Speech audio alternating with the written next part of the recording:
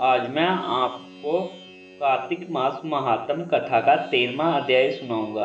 तो चलिए गणपति जी का नाम लेके वीडियो को करते हैं स्टार्ट। श्री गणेशाय नमः। 13वां अध्याय। दैत्यों की तीक्ष्ण प्रहारों से व्याकुल देवता इधर उधर भागने लगे। तब इंद्र आदि को इस प्रकार बेबीज देख गरुड़ पर चढ़े भगवान युद्ध में आगे बढ़े।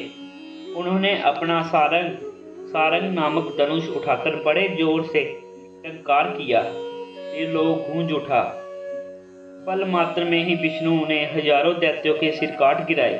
यह देखकर जलंधर के क्रोध की सीमा न रही। फिर तो भगवान विष्णु और जलंधर का महान संग्राम हुआ।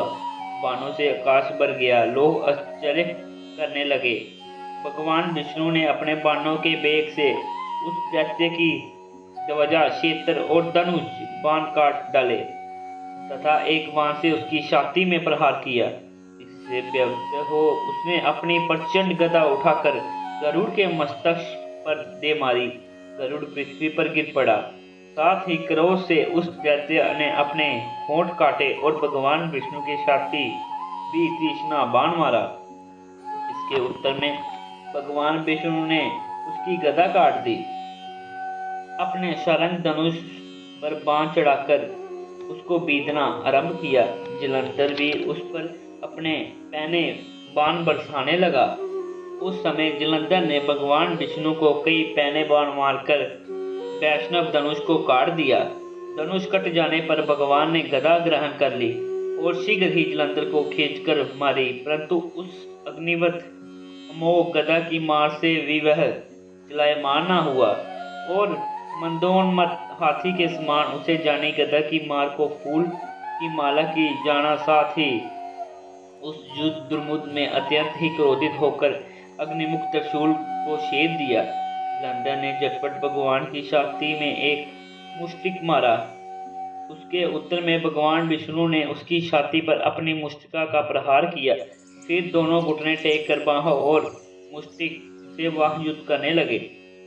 कितने ही देर तक भगवान उसके साथ युद्ध करते रहे। जब वह कुछ श्रमित से हो गए तो सर्वश्रेष्ठ मायावी से भगवान उस दैत्य से मेघमांडी में बोले, हे दुर्मत दैत्य, ज्येष्ठ धन्य है जो इस महायुद्ध में इतने बड़े युद्धों से भी भयभीत न हुआ। तेरे इस युद्धों में मैं बड़ा खुश हूँ। तू जो चाहे वह मांग, मैं अदेय वस्तुएं भी आज तुझे दे दूंगा।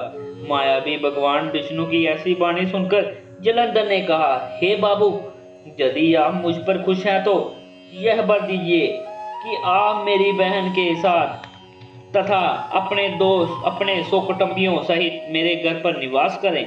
नारद जी कहते हैं, उसके ऐसे वचन सुनकर भगवान की खेद तो हुआ, किंतु उसी क्षण देवेश ने तथास्तु कह दिया। अब भगवान विष्णु सब देवताओं के साथ जलंधरपुर में जाकर निवास करने लगे। जलंधर अपनी बहन लक्ष्मी और देवताओं सहित भगवान को वहां पाकर बड़ा प्रसन्न हुआ। फिर तो देवताओं के पास जो रत्न आदि थे उनके स्थानों पर दैत्यों को स्थापित करके जलंधर पृथ्वी पर आया। निशुंभ को पाताल में स्थापित कर दिया और देव, दानव, यक्ष, गंधर्व, सर्प, राक्षस, मनुष्य आदि सबको अपना वशवर्ती बनाकर त्रिभुवन पर शासन करने लगा। उसे धर्मानुसार पुत्रों के समान प्रजा का पालन किया। उसके धर्म राज्य में सभी सुखी थे। इसी के साथ हमारा 13वां अध्याय समाप्त होता है। तो मिलते हैं 14वें अध्याय में।